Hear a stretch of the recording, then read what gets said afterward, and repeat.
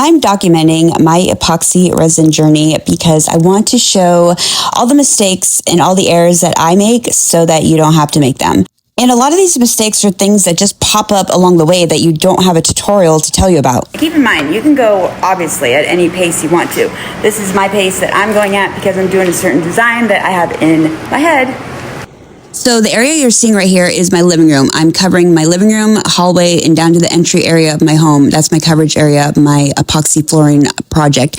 And the design is all up in my head. It's hard to explain, but I do want to point out that you definitely want to make sure you use knee pads when you're working with this product. Because if you're doing a particular design with epoxy resin, you are going to be on your knees a little bit to make sure that it goes the way you want it to go and it's looking the way you want it to look. So therefore, I'm on my knees a lot in this project. In the beginning, I used little sections to just get comfortable with the material in my design. And now that I see that the bigger sections are more cost effective and they're more easier to dry and have more of a smooth surface, then all these choppy little sections is much better route to go. So I do recommend, once you're familiar and comfortable with it, use the bigger sections and bigger layout. Okay, so this little heat gun thing is like a hair dryer.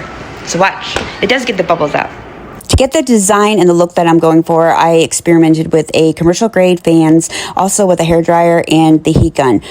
To get some of the areas more defined in a 3D look, I also use paintbrushes, even normal ones that you get from Home Depot. And I also use ones that you get from Michael's or Joann Fabrics or any of the craft stores that are really small with a fine pin, I can't even say that, fine point pin on them tip. That makes sense. It just, so I wanted more of an intricate look in some of the areas of my design. But like I said, you can do your design any way you want to and go at the pace that you want, as well as I am doing mine on my own pace. The floor is sticky in an area like when I first did it, and it's sticky. I'm not sure why. I think maybe chemicals or whatever, mixing different, I don't know what I did wrong, but I've tried to fix it. Let me show you. Like right here, sticky, like super sticky. Over there, sticky. Here, not so much sticky. And it shouldn't be this sticky. It's been curing for like 2 days, maybe even 3. Sticky, sticky. So that was my area that was kind of uneven because that's right where I started doing this.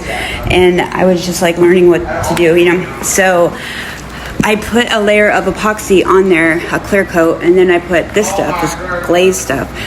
And I don't think I put enough of it, and I spread it out too much. So I don't know at this point. It's trial and error for me.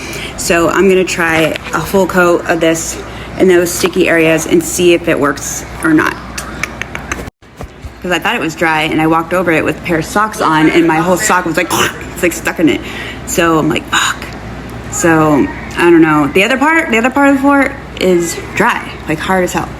And this may be because I've been trying different epoxy brands. Landon! Anyway, the rest of the floor is like super, super cured and hard. I'll show you right now. Actually, that's a little sticky. This one's not at all. But this one kind of is sticky. I wonder what the difference. I must have mixed something wrong then. This part is not sticky at all. But this black part is. That's not sticky. I did a different technique right here too. I did like the smoky look. And it looks pretty cool. And that's not sticky. It's probably the fact that you have to be like super on point with your mixing, your 1-to-1 ratio. And maybe I didn't in those areas, and that's what's causing this for sure.